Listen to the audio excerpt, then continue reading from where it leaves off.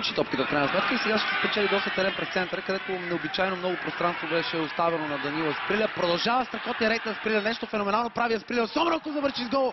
О, какво попадение в 26-та минута. Данила Сприля се подигра с отбора на Лудогорец. Новите повторения, които ще видим, топката бе овладяна някъде около централния кръг. 3 последователни шпагата бяха недостатъчни, за да бъде спряно стрема на колумбиеца, и тук той заслужава отлични думи заради правилната си преценка. Да, имаше негови съотборници, той обаче знае добре, че е много опасен на скорост.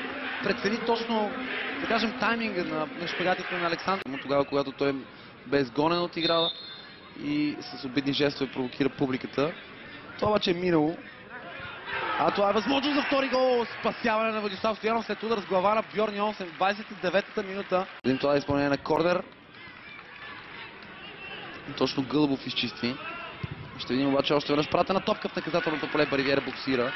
Когато да стига до препелица, той показа, че има желание да стреля от дистанция. Чудесно спасяване на работа.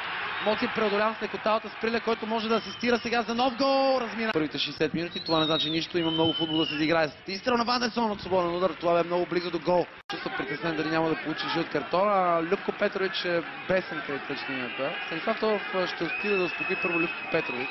Не, директно го изгони. Любко Петрович бе изгонен в първия си матч за новия сезон. Заради бурната реакция. Много интересен момент, защото Станислав Тодоров вече беше извадил жълтия картон за джоба си и беше готов да го покаже на Александър Александров за този фаул край на тъчлинията в ситуация, в която е на сръбския треньор. Ето го нарушението. Абсолютен картон за Александър Александров. Няма две мнения по въпроса. А това, че накрая леко с кръка високо нагоре, може да се покаже и по-сурово наказание да се даде, като червен картон, например. Любко Петрович доста сериозно се ядоса от това развитие на матча. Сега ще трябва да догледа никой вратар, но по-добре да побърза с излизането. Това са двата варианта. Разликата между 0-2 и 0-1 не е много голяма. О, какъв гол! Вечерта на красивите попадения. Диого Виана прави страхотен дебют с напусна игра.